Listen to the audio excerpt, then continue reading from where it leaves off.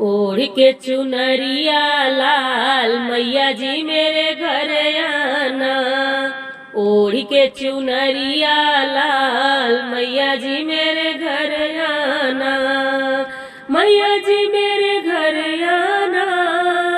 मैया जी मेरे घर आना। ओढ़ के चुनरिया लाल मैया जी मेरे घर आना।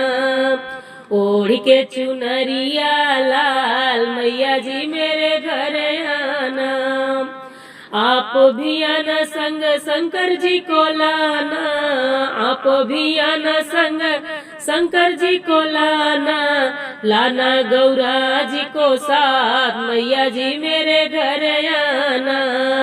लाना गौरा जी को साथ मैया जी मेरे घर आना। ओढ़ के चुनरिया लाल मैया जी मेरे घर आना। ओढ़ के चुनरिया लाल मैया जी मेरे घर आना। आप भी आना संग विष्णु जी को लाना। आप भी आना संग विष्णु जी को लाना। लाना लक्ष्मी जी को साथ मैया जी मेरे घर आना। लाना लक्ष्मी जी को साथ मैया जी मेरे घर आना। ओढ़ के चुनरिया लाल मैया जी मेरे घर आना। ओढ़ के चुनरिया लाल मैया जी मेरे घर आना। आप भी आना संग राम जी को लाना। आप भी आना संग राम जी को लाना। लाना सीता जी को साथ मैया जी मेरे घर आना। लाना सीता जी को साथ मैया जी मेरे घर आना। ओढ़ के चुनरिया लाल मैया जी मेरे घर आना।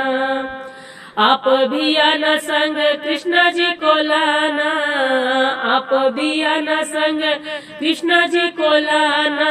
लाना राधा जी को साथ मैया जी मेरे घर आना। लाना राधा जी को साथ मैया जी मेरे घर आना। ओढ़ के चुनरिया लाल मैया जी मेरे घर आना। आप भी आना संग गणपति जी को लाना। आप भी आना संग गणपति जी को लाना। लाना रिद्धि सिद्धि साथ मैया जी मेरे घर आना। लाना रिद्धि सिद्धि साथ मैया जी मेरे घर आना। ओढ़ के चुनरिया लाल मैया जी मेरे घर आना। ओढ़ के चुनरिया लाल मैया जी मेरे घर